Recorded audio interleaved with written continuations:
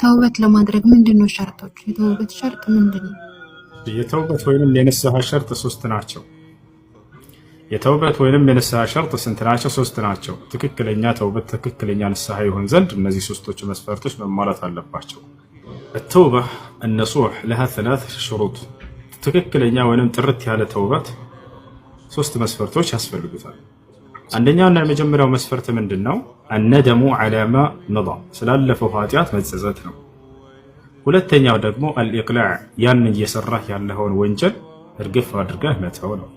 ሶስተኛው ደግሞ العزم على عدم العودة إلى ذلك الذنب الذي وقعت فيه እዚያ ስትሰራው ወደ ነበረው ወንጀል ላለመመለስ መወሰን ቃል መግባት አላህ Subhanahu Wa Ta'ala ይሄ ነው። ስለዚህ የመጀመሪያው መስፈርት ምንድነው? ስላለፈው መጸጸት። ሰውየው ንስሐ ካደረገ የመጀመሪያው ምልክቱ ይጸጸታል።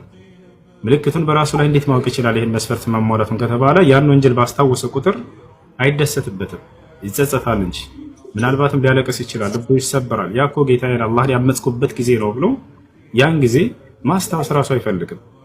ይሄን መስፈርት እንዳላሟላ እንዴት ማወቅ እንችላለን ከተባለ ሰውየው ያን ወንጀል ሲያስታውስ ይደሰታል። እባክህ ምን ታድርጋ ያን ወንጀል ባስታወሰ ቁጥር ይደሰታል ሰውየው። ጠጥቶ ከሆነ ያኮ ደስ የሚል ጊዜ ያሳለፍኩበት የተራጨንበት ጊዜ ነው እያለ ያንን ይደሰትበታል። ይሄ ሰውዬ ንስሐው ትክክል አይደለም።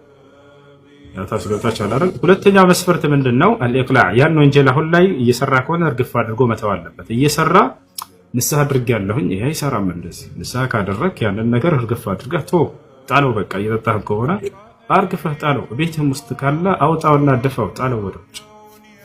ቤትህ አስቀምጠህ እንደው ንስሐ አድርጌያለሁኝ ጌታዬ ማረኝ አይሰራም እንደዚህ። ሶስተኛው መስፈርት ምንድነው? ወደዚያ ዳግም ላለመመለስ መወሰን። ልብህ መዋለል የለበትም። ልመለስ አልመለስ ለስራ ላ ይሄ ነው። ያን የሚሰሩ ጓደኞች እንኳን መተውን ጠጣ በሚሉህ ጊዜ አይ ወስኛለሁ ለጌታዬ ቃል ገብቻለሁ ዳግም ወደዚያ አልመለስም